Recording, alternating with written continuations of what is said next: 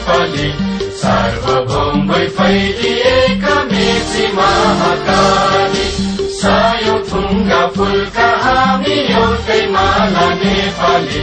सार्वभौम भई फैलिएका मेची महाकाली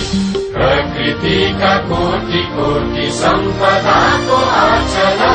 वीरहरूका राजधानी स्वतन्त्र आचला ज्ञान भूमि शान्ति भूमि तराई पहाड हिमाल अखण्ड यो प्यारो हाम्रो मातृभूमि नेपाल बहु जाति भाषा धर्म संस्कृति छन् विशाल